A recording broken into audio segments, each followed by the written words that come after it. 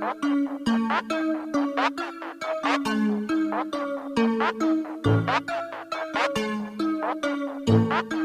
दोस्तों, मैं नाम सिद्धांत और मैं एक बार फिर से आप लोगों का स्वागत करता हूं आपके अपने यूट्यूब चैनल ग्लोबल विद सिद्धांत में। दोस्तों, 3 सदी पहले का एक राजा जिसकी तस्वीर 2023 में लहराई जाती है या सोशल मीडिया पर स्टेटस शेयर किया जाता है तो मसला कानून व्यवस्था का बन जाता है।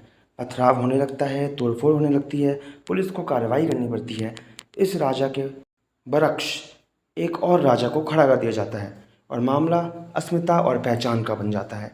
आज बात करेंगे महाराष्ट्र की, जहां पिछले कुछ दिनों में औरंगजेब को लेकर विवाद छिड़ा हुआ है।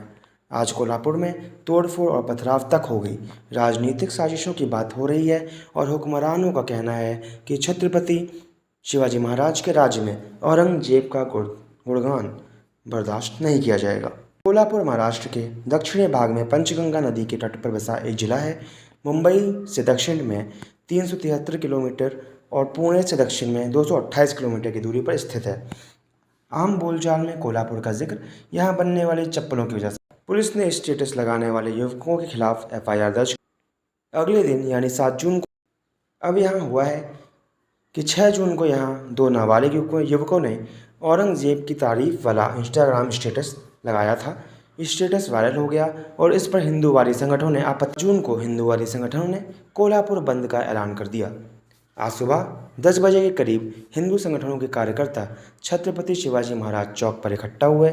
इन लोगों की मांग थी कि औरंगजेब की तारीफ में लगाए गए स्टेटस के खिलाफ सख्त कार्रवाई। स्थानीय मीडिया रिपोर्ट्स के मुताबिक कुछ कार्यकर्ताओं ने पत्थरबाजी और तोड़फोड़ शुरू कर दी। कई दुकानों और वाहनों में तोड़फोड़ की गई, जिसके बाद पुलिस ने हालात को नियंत्रित करने के लिए लाठीचार्ज किया, आंसू गैस के गोले छोड़े। फिलहाल मौके पर भारी संख्या में पुलिस फोर्स तैनात है। शांति बनाए रखने के लिए पुलिस की टीमें गश्त कर रही हैं। कोल्हापुर में के SP महेंद्र पंडित ने बताया कि अब तक 20 प्रदर्शनकारियों को हिरासत में लिया गया है, जबकि 6 को गिरफ्तार कर लिया गया है। उपद्रवियों पर दंगा, सार्वजनिक संपत्ति को नुकसान पहुंचाने, सरकारी कर्मचारी पर हमले की धाराओं में मुकदमा दर्ज किया गया है। हालात अब नियंत्रण में है, ऐसा पुलिस कप्तान का कहना है। कोल्हापुर की घटना पर हो रही राजनीति बयानबाजी पर आएंगे, लेकिन उससे पहले चलते हैं अहमदनगर की ओर, जिसका नाम बदल के जल्दी ही अहिल्याबाई नगर करने की घोषणा कर दी गई है। अभी आधिकारिक को नोटिफिकेशन इसका नहीं आया है, बट कोल्हापुर के से करीब 300 किलोमीटर दूर स्थित इस जिले में 2 दिन पहले ही औरंगजेब का पोस्टर लहराने की घटना सामने आई थी। 4 जून की रात फकीरवाड़ा इलाके में एक दरगाह के पास उर्स जुलूस निकाली जा रही थी। जुलूस के दौरान AIMIM के जिलाध्यक्ष और उनके कुछ साथियों ने औरंगजेब की तस्वीर। अगले दिन इस घटना पर प्रतिक्रिया देते हुए उप मुख्यमंत्री देवेंद्र फडणवीस ने आंदोलन जो है वो उग्र हुआ है। देखिए, महाराष्ट्र में अचानक कुछ जिलों में औरंगजेब की औलादे पैदा हुई है, जो औरंगजेब का फोटो दिखाते हैं, औरंगजेब का स्टेटस रखते हैं, और इसके कारण एक दुर्भावना समाज में पैदा हो रही है और इसके कारण एक तनाव भी निर्माण हो रहा है।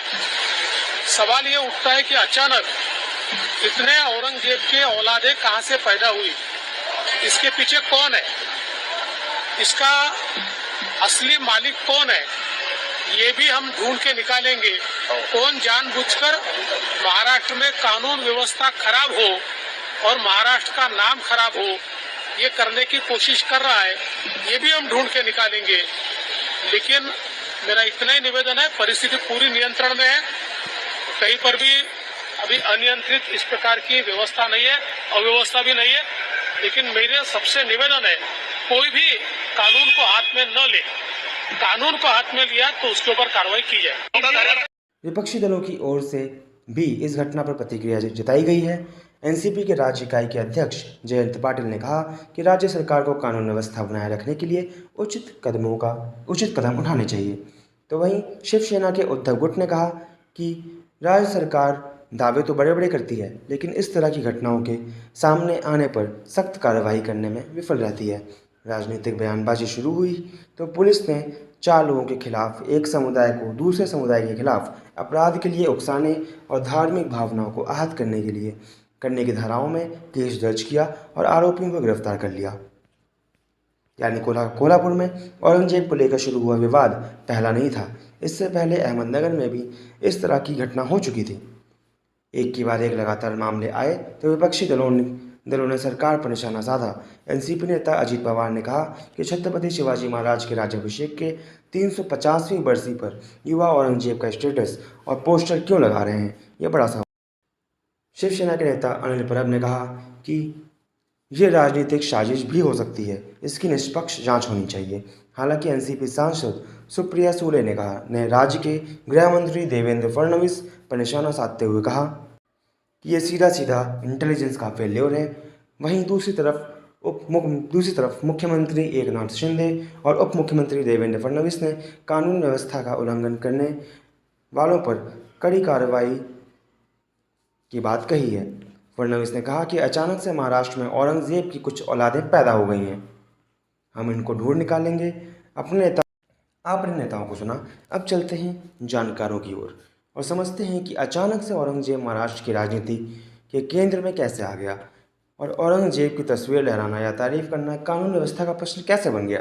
ताजमहल के बगल में मुगलों से जुड़ा एक म्यूजियम बन रहा है। सितंबर 2020 में उत्तर प्रदेश के मुख्यमंत्री योगी आदित्यनाथ ने इस म्यूजियम का नाम छत्रपति शिवाजी महाराज के नाम पर रखने का ऐलान किया। कहा, मुगल हमारे नायक नहीं हो सकते, शिवाजी हमारे राष्ट्रवाद की पहचान है। इसी लहजे की बात आज देवेंद्र फडणवीस कह रहे हैं, यानी एक साफ बाइनरी है, औरंगजेब बनाम शिवाजी। औरंगजेब के 49 साल के राज में मुगल राज की सरहदें जहाँ तक गईं वहाँ तक कोई और मुगल फिर नहीं पहुँचा पाया।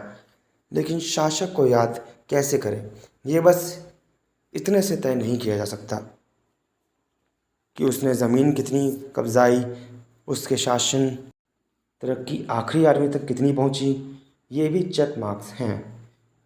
तो हम औरंगजेब को कैसे याद करें, एक महान राजा की तरह या आतताई की तरह? इस बात का निर्धारण आपको स्वयं करना होगा।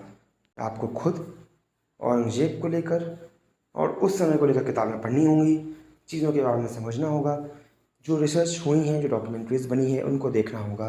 फिर आप खुद ये फैसला कर सकते हैं कि औरंगजेब सच में एक महान राजा था या फिर महज एक आतताई।